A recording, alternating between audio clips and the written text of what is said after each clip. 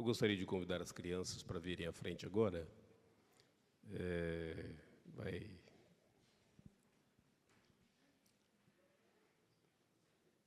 E eu gostaria de avisar também, enquanto as crianças chegam, para os adultos, que eu tenho todo um banco aqui, olha, só tem 2 bolsas.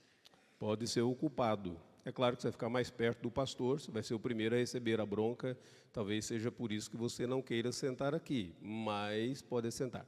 Bom, deixa eu conversar com vocês. Sabe, uma parte do meu trabalho é inventar história para os meus netos, sabia? Um dia eu vou botar um livro inteiro de notas, de histórias que eu inventei para os meus netos, sabe? E eu estava pensando em como que eu poderia ilustrar o sermão de hoje para vocês através de uma história. Eu tenho uma história, então, para contar para vocês, que eu inventei. Era um lugar, era um reino imenso.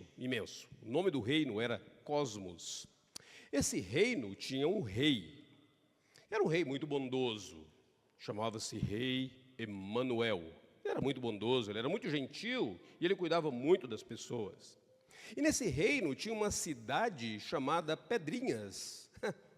Era um vilarejo, era uma cidade bem pequena. E nessa cidade, Pedrinha, tinha um rato chamado Miguel.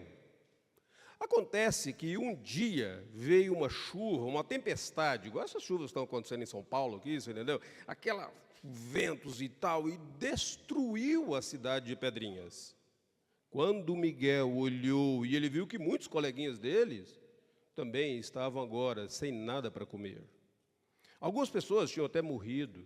A cidade estava toda destruída e o Miguel ficou muito triste com tudo aquilo. Aí o Miguel se lembrou de que a mamãe dele sempre dizia assim: Miguel, todas as vezes que você estiver numa situação muito difícil, converse com o rei Emanuel. E o Miguel andou até chegar lá naquele palácio, e aí ele pôde falar com o rei Emanuel, e ele disse: Rei Emanuel, a cidade está totalmente destruída, e o meu coração está muito triste, eu já chorei muito, o que eu posso fazer? E o rei Emanuel diz: você quer, Miguel? Quer ajudar a reconstruir a cidade? Ele diz: claro que eu quero. Ele diz: então você vai ter a minha bênção, eu vou dar para você amigos, eu vou dar para você recursos, e você vai voltar e você vai reconstruir toda aquela cidade. E ele chegou lá, e com os amigos deles, algumas pessoas que ali estavam, eles reconstruíram tudo. A história de hoje fala sobre um rato, Miguel. Mas o sermão de hoje não fala sobre um rato, fala sobre uma pessoa. Um homem chamado Neemias, que um dia ficou sabendo de uma grande destruição, e ele orou a Deus, e Deus o abençoou para ele reconstruir a cidade. Neemias não é o herói da história. O herói da história é o rei Emanuel, porque Jesus Cristo também veio não para reconstruir muros, ele veio para restaurar a nossa vida, e através do sermão eu gostaria que vocês entendessem essa história. Tudo bem? Podemos orar? Posso orar com vocês? Senhor bendito, que o Senhor abençoe as crianças dessa igreja, que o Senhor abençoe as famílias dessa igreja, que nós possamos te conhecer melhor, que possamos conhecer melhor a Jesus, o nosso Senhor e o nosso Salvador. É no nome dele que nós oramos. Amém.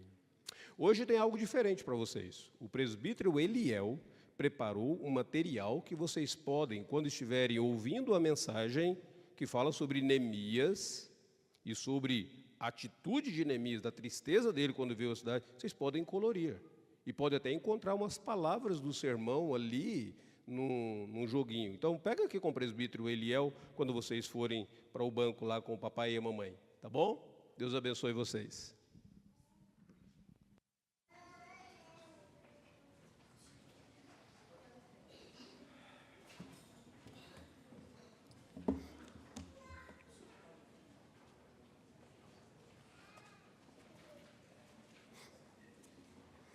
Nós vamos abrir a Escritura Sagrada no livro de Neemias. Eu gostaria de ler com vocês do versículo de número 1 ao verso de número 11.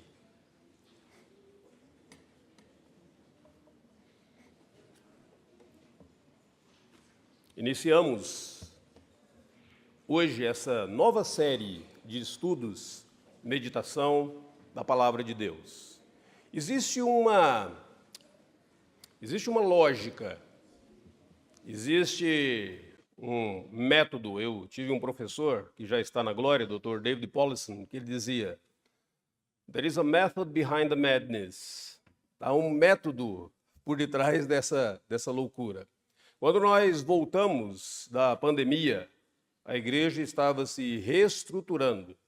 Nós estudamos a carta aos Efésios e 1 Pedro. Era uma maneira de entender o que a Escritura Sagrada fala sobre o que é a igreja e como a igreja deve lidar e viver nos períodos de dificuldades. Depois daquilo, nós caminhamos, então, para conhecer melhor a obra de Jesus, estudando Hebreus. Ficamos um bom tempo estudando a carta aos Hebreus e vendo o sacrifício perfeito de Cristo Jesus para assegurar que os membros da igreja entendessem o verdadeiro evangelho. Após, nós estudamos no Antigo Testamento e nós vimos que aquele evangelho não é algo só do Novo Testamento, mas ele está presente em todas as Escrituras. Então nós estudamos as passagens messiânicas do Antigo Testamento. Por fim, depois que nós tínhamos estudado sobre Jesus, sobre o Messias, nós estudamos o Evangelho de Marcos, que é a apresentação da própria vida e ministério de Cristo Jesus. Agora nós queremos estudar com toda a igreja sobre a fé na prática. Como que você, na sua vida profissional, como você, na sua vida estudantil, pode praticar essa verdade que você conhece, que você confessa, que você canta aos domingos aqui. Então, nós queremos estudar com vocês o livro de Neemias.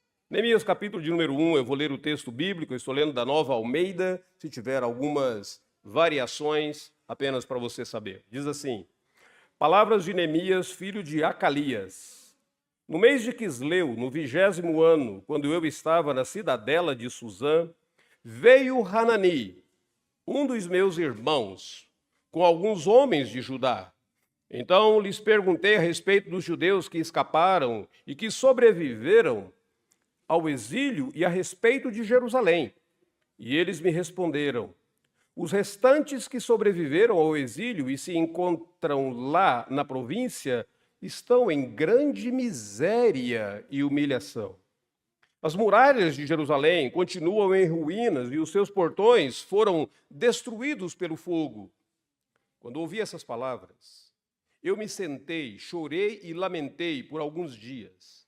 Fiquei jejuando e orando diante do Deus dos céus e disse: ah, Senhor, Deus dos céus, Deus grande e temível, que guardas a aliança e a misericórdia para com aqueles que te amam e guardam os teus mandamentos.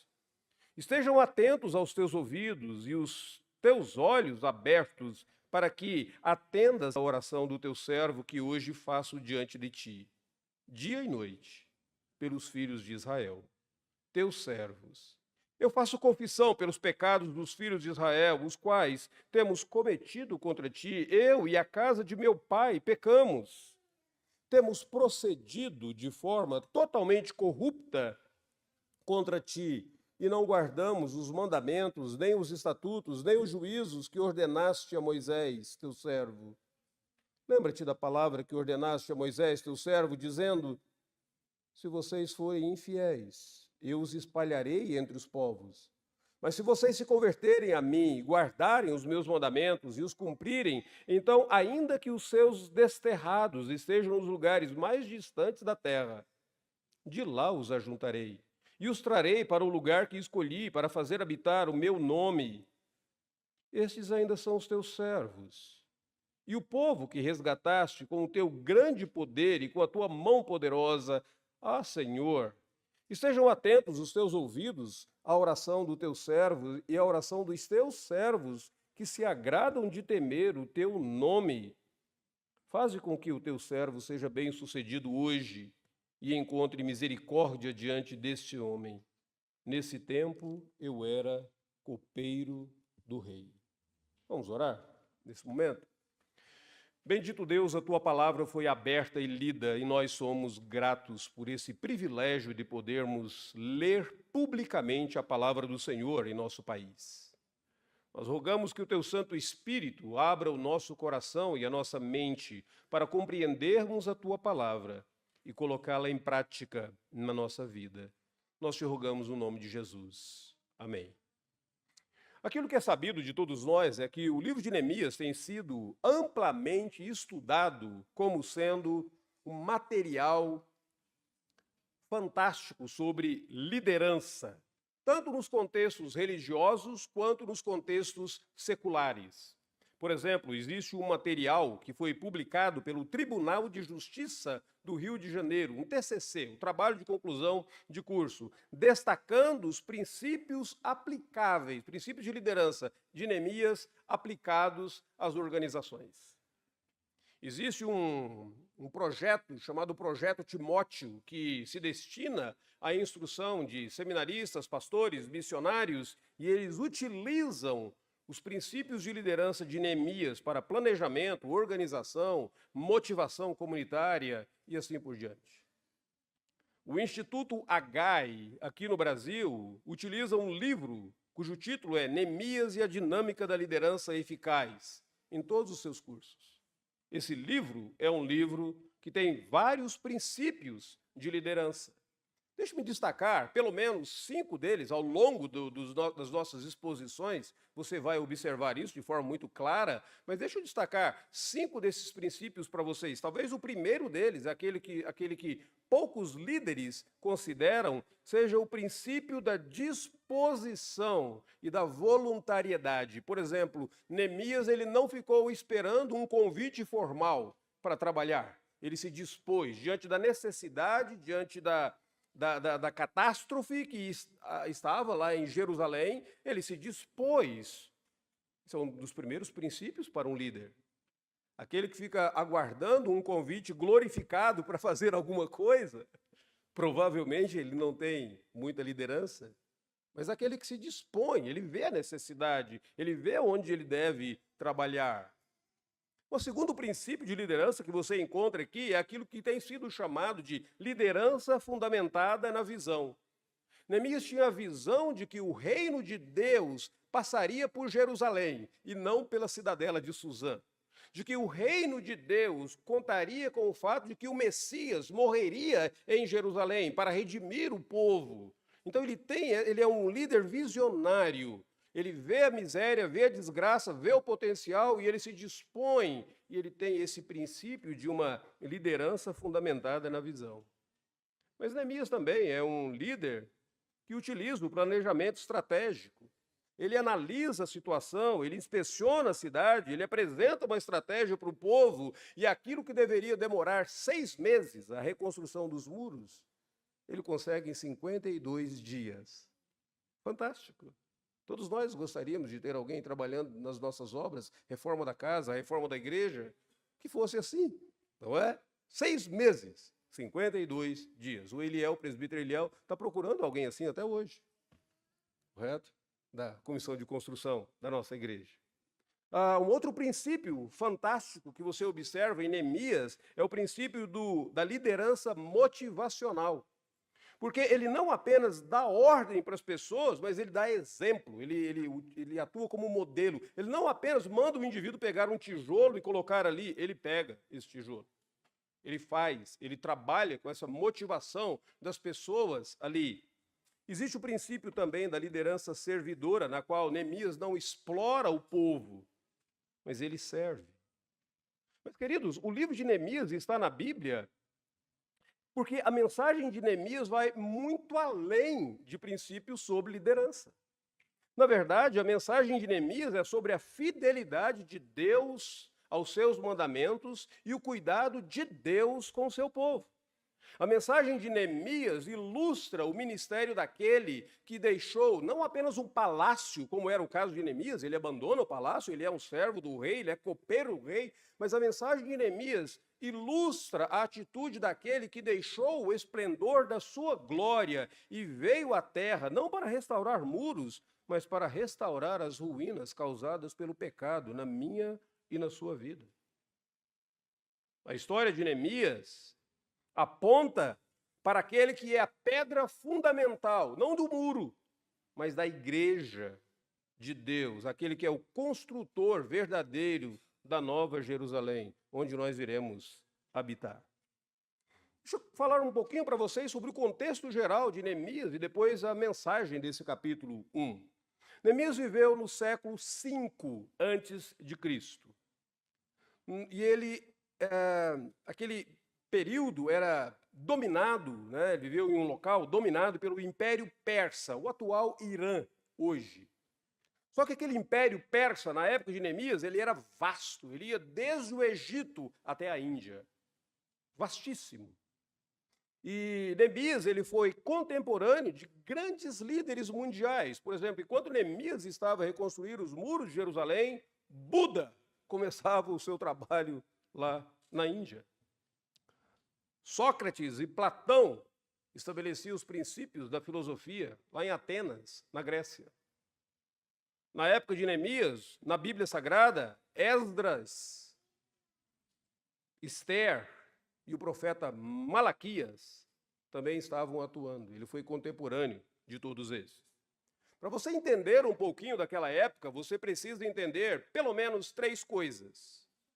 Antes de Neemias nascer, bem antes de Neemias nascer, cerca de 50 anos, mais ou menos, o rei Nabucodonosor, que era um rei babilônio, ele havia invadido Jerusalém e ele havia destruído o templo e ele havia saqueado Jerusalém e levado de Judá os principais líderes.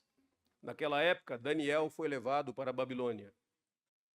Mas, como o profeta Isaías havia profetizado, chegou um determinado momento em que os persas dominaram o chamado Império Babilônico. E então, Ciro, o Grande, rei da Pérsia, conquistou a Babilônia. E Ciro, ele queria súditos felizes, alegres. E para manter súditos felizes e alegres, ele assinou um decreto dizendo: todos esses judeus que hoje estão aqui na Babilônia ou na região dominada pela Babilônia, eles podem voltar para Jerusalém e eles podem reconstruir o templo.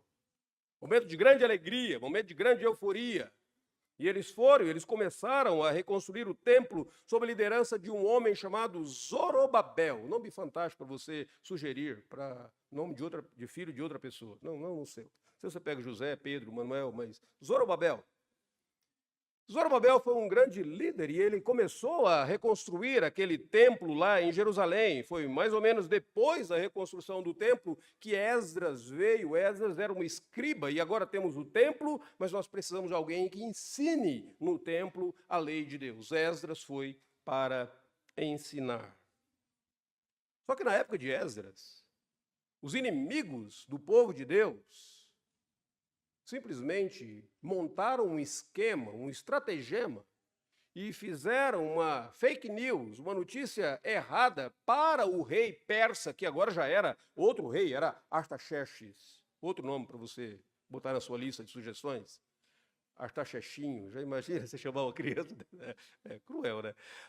O rei Artaxerxes, e aquela fake news, aquela notícia equivocada fez com que Artaxerxes mandasse parar a construção do templo e as obras em Jerusalém.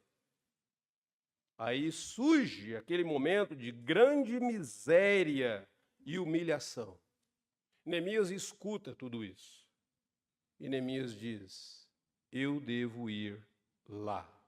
E aí é onde entra o capítulo 1, que nós acabamos de ler. O capítulo 1 é considerado o chamado de Neemias, embora Neemias não tenha sido oficialmente chamado. Neemias foi despertado pela necessidade. Você pode dividir esse capítulo 1 aqui em 3 partes, rapidamente. Primeiro, você tem esse diálogo inicial. Um dos moradores de Jerusalém, chamado Hanani, vai até a cidadela de Suzã, 1.600 quilômetros de distância, vai até a cidadela de Suzã. Cidadela de Suzã, de acordo com o livro de Esther, da rainha Esther, era onde tinha a residência de inverno dos reis persas. Neemias era o copeiro do rei. Hanani vai à cidadela de Suzã e quando ele chega lá, ele conversa com Neemias e Neemias pergunta a esse homem que ele diz é um dos meus irmãos. Poderia ser, de fato, da parentela dele. Nós não sabemos ao certo. E ele pergunta qual era a situação e ele diz, eles estão em grande miséria e lamentação. O diálogo é curto, rápido, mas nesse versículo de número 1 e 3 você tem esse diálogo inicial. Versículo de número 4, você tem a resposta emocional de Neemias. O que Neemias faz? Quando ele escuta, versículo 4 diz, ele se assenta, ele chora e ele lamenta. Ele fica surpreso e ele fica desapontado. E uma coisa interessante é porque Neemias é um homem de ação. Mas quando ele ouve a situação deplorável de Jerusalém, ele chora e ele lamenta. Isso mostra onde é que estava o coração dele. Como que de fato ele amava, como que de fato ele cuidava, ele se importava com aquele povo. Isso mostra que ele não está preocupado simplesmente em demonstrar que ele tem essa fortaleza em comum. Homem que é homem não chora, ou um crente não pode lamentar. Não, ele lamenta, ele chora. É uma situação triste, é de dor. E ele chora naquele momento. Mas aí você tem no versículo de número 5 e 11, a terceira parte do capítulo, é uma análise espiritual. Então, um diálogo inicial, uma resposta emocional e uma análise espiritual. Isso me chama a atenção, porque Neemias, ele é estratégico. Mas ao invés dele analisar a situação estrategicamente, ao invés dele começar com um planejamento estratégico, gestão de pessoas, gestão de recursos, ele quer entender a situação pela perspectiva espiritual. O que de fato está acontecendo. E aí ele faz do versículo 5 até o versículo de número 11 esta oração de Neemias, que é considerada uma das grandes orações que você encontra na Bíblia Sagrada. Talvez comparada a essa oração de Neemias, somente Daniel capítulo 9, que é uma outra grande oração, fantástica oração de arrependimento, de quebrantamento diante de Deus. Essa oração de Neemias, ela está saturada de versículos bíblicos. Deuteronômio capítulo 30, do versículo 1 a 5, praticamente está todo inserido nesta oração de Neemias. Ele ora a Escritura de volta para Deus. Ele diz, Deus, o Senhor prometeu na sua palavra isso. Senhor Deus, por favor, faça isso. Ele está tentando entender a situação à luz, não da Escritura, aliás, não da cultura, mas das Escrituras sagradas, pela ótica da Escritura sagrada. Ele revela que ele tem uma perspectiva correta de si mesmo, do que o povo fez. Ele diz, nós pecamos, nós transgredimos os mandamentos do Senhor. Nós estamos recebendo esse castigo porque nós ofendemos o Senhor. Mas ele tem uma perspectiva também correta sobre Deus. Ele chama o Senhor Deus de ó Deus dos céus. Neemias ora não é porque ele acredita no poder da oração, ele ora porque ele acredita no poder de Deus. Neemias ora porque ele tem uma perspectiva correta acerca de Deus, ele chama esse Deus de ó Deus dos céus. E por isso ele tenta entender aquela situação numa perspectiva espiritual. Queridos, uma das razões pelas quais muitas vezes nós não atentamos para o fato de analisar a nossa situação, a nossa vida na perspectiva espiritual, é porque, de acordo com as palavras daquele livro do J.B. Phillips, o nosso Deus é pequeno demais. Mas quando você conhece o grandioso Deus da Escritura Sagrada, você vai querer analisar toda a situação, todo o seu contexto, numa perspectiva espiritual. E Neemias faz isso. E quando Neemias faz isso, o que ele entende? Quais as lições que ele encontra aqui? Em primeiro lugar, Neemias encontra essa lição de que o conforto de Deus é maior do que a nossa dor. Quando Neemias ouviu a situação dos moradores em Jerusalém, ele lamentou, ele jejuou e ele orou. Ele não se desesperou, mas ele se voltou para Deus. Não é porque aquela não era uma situação de dor, era uma situação de dor, era uma situação lamentável. O versículo de número 3 vai dizer que eles estavam em grande miséria e humilhação. A situação era vergonhosa. Aquilo havia afetado economicamente todo o povo. Aquilo havia afetado a honra daquele povo, socialmente, aquele povo. Mas Neemias, ele toma toda aquela situação vergonhosa e ele volta-se para o Senhor Deus. Ele lamenta, é lícito chorar, é lícito lamentar. Mas ao mesmo tempo que ele chora, que ele derrama suas lágrimas, ele considera a grandeza de Deus. A situação era uma situação desesperadora, aquela alegria que havia vindo com o decreto de Ciro, ela acabou, porque lá em Esdras, capítulo 4, diz que agora o outro rei, esse rei que Neemias serve, esse rei mandou parar tudo. E a construção estava parada. E os muros estavam todos derribados. Aqui era um convite aberto para saqueadores. Aqui era um convite aberto para animais arruaceiros. A economia havia sido afetada e o povo agora estava em grande miséria, porque não tinha nenhuma motivação para a produtividade. Você planta e o outro rouba. Então, por que plantar? Eu planto para alimentar um bandido. A previsão mais acertada, se tudo continuasse daquele jeito, aquele povo iria experimentar o extermínio. Mas Neemias sabia, pela escritura, pela experiência, pelo seu próprio nome, que Deus consola. Sabe o que significa Neemias? Deus conforta. Ou Deus tem confortado. Neemias, Deus conforta. E Neemias sabia que o conforto de Deus é maior do que a nossa dor. Esses dias atrás eu ouvi de um pregador que nos Estados Unidos, Thabit Anuabi, é um nome bem, espero estar pronunciando corretamente o nome dele, e como ele não fala português, eu tenho certeza que ele nunca vai ouvir esse sermão. Se eu pronunciei o nome dele errado, ele nunca vai ficar ofendido comigo. Mas Thabit Anuabi estava pregando nos Estados Unidos em uma conferência, e ele é da África, e vocês sabem que os crentes, os cristãos africanos sofrem muito, e sofreram muito ao longo de todos o período da vida da igreja na África. Mas a primeira coisa que Thabit disse naquela conferência era: sofrimento é real, mas o consolo de Deus é maior do que a nossa dor. É isso que Neemias está ensinando agora, é isso que Neemias está compreendendo. A dor é real, mas o consolo de Deus é maior. Deixa eu lembrar vocês de um livro da Escritura Sagrada. Algumas pessoas dizem que os pais nem sempre aprendem algo com os filhos, mas deixa eu compartilhar com vocês algo que eu aprendi com meu filho. Danilo, uma vez, em um estudo bíblico aqui na igreja, ele expôs o livro de Lamentações. E eu achei tão interessante, porque foi rapidinho, ele expôs, eu nunca mais me esqueci da maneira como ele expôs o livro de Lamentações para nós, no estudo bíblico de quarta-feira. Ele simplesmente chegou e disse: o livro de Lamentações tem 5 capítulos, 22 versículos cada capítulo, exceto o terceiro capítulo. O terceiro capítulo tem 66 versículos.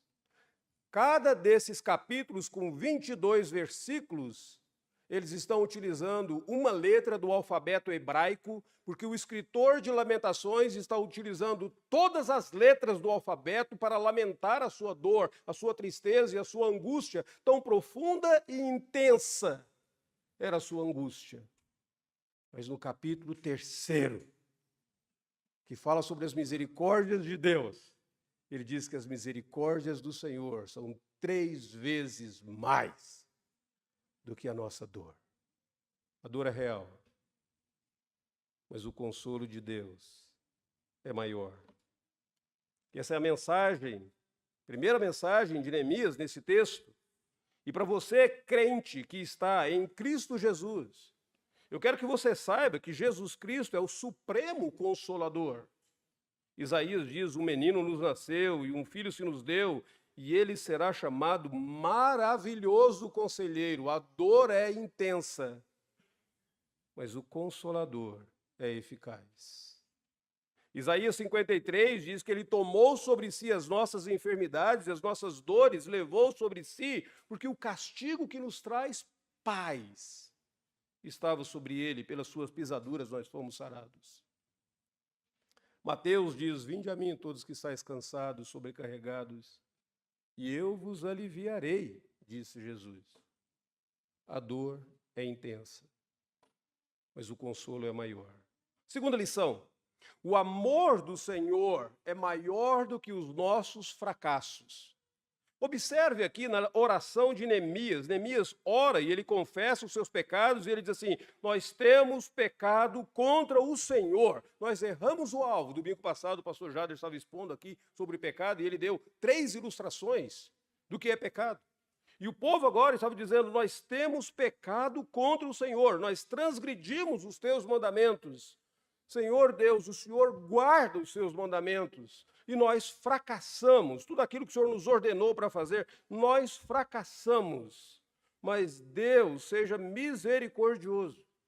E ele cita Deuteronômio capítulo 30, dizendo: Senhor, o Senhor pela boca de Moisés falou que se o seu povo transgredisse, o Senhor espalharia o teu povo pela face da terra. Mas se o seu povo se arrependesse, o Senhor seria misericordioso com eles. E ele diz no versículo de número 5, Deus, tu és o Deus que guardas, não apenas a aliança, mas tu guardas a misericórdia. O que é misericórdia? Você já pensou o que é misericórdia?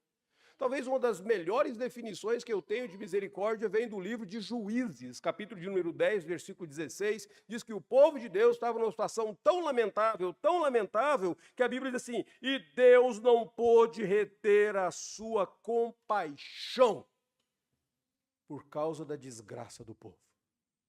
Ou seja, não tinha nada. E Deus exerceu misericórdia. Misericórdia é colocar esse coração em nós quando nós não temos nada. E o Senhor Deus foi misericordioso. O povo havia fracassado. É verdade, eles se tornaram um povo idólatra, eles ofenderam a Deus, eles viraram as costas contra o Senhor Deus. Mas Deus, a misericórdia de Deus era maior. E agora, Neemias orou por misericórdia, não porque ele tinha uma perspectiva de que Deus era misericordioso, mas porque ele sabia pela Escritura que Deus é misericordioso. E aqui está a segunda lição para nós. A misericórdia e a graça de Deus é maior do que os nossos fracassos. Você já errou muito na sua vida. Algumas vezes você até pensa que há pecados que você não tem perdão para eles, que você não encontra mais a graça de Deus para eles. A misericórdia de Deus é maior do que os nossos fracassos. A Bíblia Sagrada diz assim que em Jesus Cristo Deus prova o seu próprio amor para conosco pelo fato de ter Cristo morrido por nós, sendo nós ainda pecadores. Deus mandou quem ele tinha de melhor. Você já considerou isso?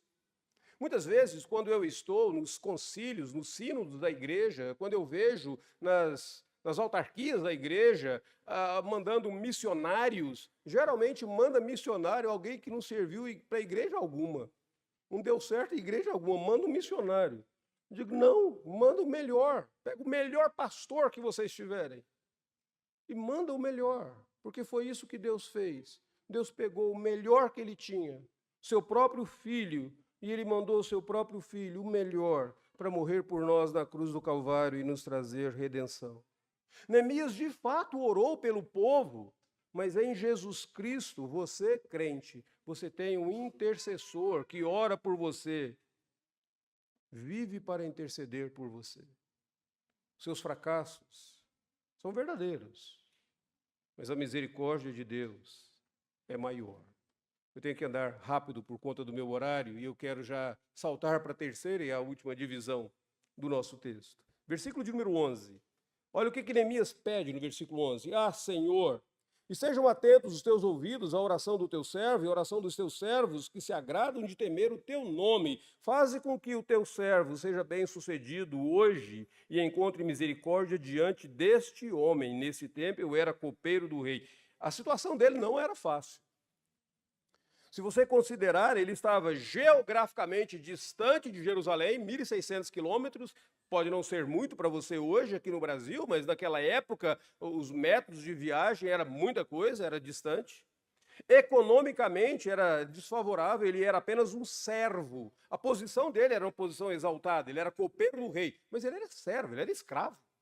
O que um escravo poderia fazer? Politicamente, a situação dele era desafiadora, aquele rei havia mandado parar a construção. Agora ele tem que convencer o rei a mudar de ideia. Politicamente era difícil para um escravo fazer isso. E a própria obra tinha inúmeras complexidades, onde eu vou encontrar o material e os inimigos, como que eu vou conseguir motivar o povo, como que eu começo a trabalhar. Era muito difícil a situação de Neemias, era empreendedoramente complexa aquela obra. Mas Neemias, o que ele precisava era de um milagre. E o que ele faz quando ele precisa de um milagre? Ele ora. E ele diz, Senhor, faze que eu seja bem-sucedido. E com o grande poder da tua mão, Deus, haja. Sabe o que Neemias está fazendo? Ele está cumprindo aquilo que diz lá em Provérbios 21, versículo de número 1. O coração do rei está nas mãos do Senhor, e este, segundo o seu querer, o inclina. Então Neemias ora a Deus, ele pede que Deus intervenha, e o Senhor Deus o faz. A situação era difícil, mas o poder de Deus é maior. A circunstância era tensa, mas o poder de Deus era maior. Muitas vezes eu e você ficamos tão assombrados com a circunstância que nós esquecemos do poder de Deus que opera em nós. Você já considerou que o poder de Deus que opera em nós é o mesmo poder que ele exerceu na criação do mundo? Aliás, eu não sei se você sabe, mas em 2 Coríntios, capítulo de número 1 e 2, o apóstolo Paulo diz assim que quando eu e você fomos convertidos a Cristo Jesus, aquele que disse, haja luz, ele mesmo fez com que houvesse luz no nosso coração. Paulo está dizendo, a regeneração que aconteceu em você, a conversão que aconteceu em você, foi o mesmo poder criador, regenerador de Deus operando na sua vida. Você já considerou isso? Você já considerou que o poder que Deus utilizou ressuscitando Jesus dentre os mortos, em Efésios capítulo 1, Paulo diz que é o mesmo poder que opera em mim? Às vezes eu penso que eu não tenho poder para lutar contra o meu pecado. Você não, mas o poder do Espírito que opera em você foi o mesmo que ressuscitou Jesus dentre os mortos. Às vezes eu penso que eu não tenho nenhum poder para mudar as minhas atitudes, mudar as minhas ideias, mudar a minha vida, ser uma nova pessoa, mudar as minhas reações, meus sentimentos. Você não. Mas o poder que opera em você foi o mesmo poder que ressuscitou Jesus dentre os mortos. Então, não se esqueça, por mais complexa que seja a sua circunstância, o poder de Deus é maior. O que parece impossível para você? O poder de Deus é maior. E quando nós olhamos para Jesus Cristo, nós lembramos que Jesus Cristo recebeu todo o poder nos céus e na terra. E o apóstolo Paulo, em uma determinada ocasião, ele passou por uma situação tão aflitiva, mas tão aflitiva. Pensa, ele diz assim, eu desisti da própria vida. Ouch. É difícil. Mas ele diz, não queremos, irmãos, que ignoreis a natureza da tribulação que nos sobreveio na Ásia. Foi acima das nossas forças, a ponto de desesperarmos da própria vida. Contudo, já em nós mesmos tivemos a sentença de morte, para que não confiemos em nós, e sim no Deus que ressuscita os mortos. A confiança dele estava no poder de Deus. Foi esse mesmo Jesus Cristo que venceu o mundo e ele disse, tem de bom ânimo, eu venci o mundo. E em Cristo Jesus, nós somos mais do que vencedores. Deixa eu concluir a nossa mensagem nesta manhã. Neemias tentou analisar a situação de uma perspectiva espiritual. E quando ele analisou aquela situação da perspectiva espiritual, ele compreendeu que a dor é real, mas o conforto de Deus é maior. O fracasso é terrível, mas o amor de Deus é maior.